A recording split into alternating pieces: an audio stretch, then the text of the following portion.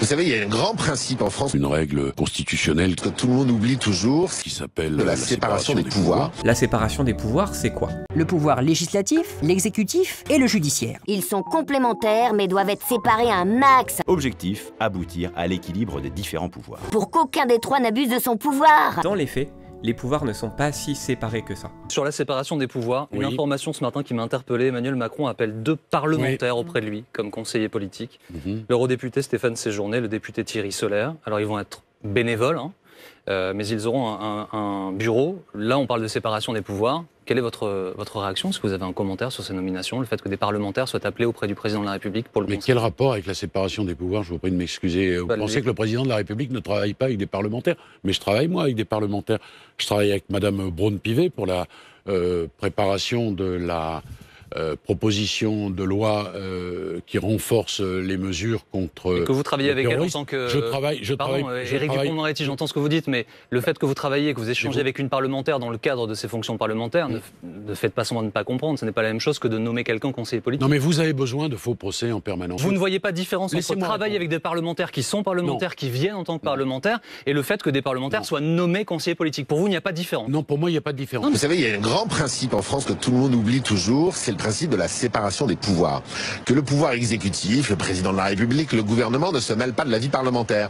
Que le Parlement ne se mêle pas de la vie judiciaire. Et que la vie judiciaire ne se mêle pas de la vie parlementaire et de la vie démocratique. C'est le principe de nos institutions. Que le pouvoir exécutif, le président de la République, le gouvernement ne se mêle pas de la vie parlementaire. Emmanuel Macron appelle 2 parlementaires auprès de lui comme conseillers politiques. L'eurodéputé Stéphane Séjourné, le député Thierry Solaire. L'avocat de Jonathan Daval. Voilà ce qu'il a dit. Alexia avait une personnalité écrasante, il se sentait rabaissé. Marlène Schiappa, secrétaire d'État à l'égalité femmes-hommes, a immédiatement réagi à chaque fois qu'une femme est victime de violences sexistes ou sexuelles.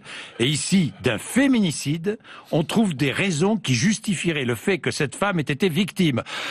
On fait comme si la victime elle-même était coupable d'avoir été victime. Est-ce qu'elle aurait mieux fait de se taire? Oui. Pourquoi? Bon, d'abord parce qu'un politique n'a pas à se mêler de justice. Il existe une règle constitutionnelle qui s'appelle la séparation des pouvoirs, premièrement. Donc les politiques ne se mêlent pas d'affaires judiciaires. Les politiques ne se mêlent pas d'affaires judiciaires. Jonathan Daval a été condamné à 25 ans de réclusion, reconnu coupable du meurtre de sa compagne, Alexia Fouillot. 2 procès qui se sont ouverts en parallèle, si j'ose dire. Un procès médiatique et le vrai procès. Ça m'a gêné. Pourquoi?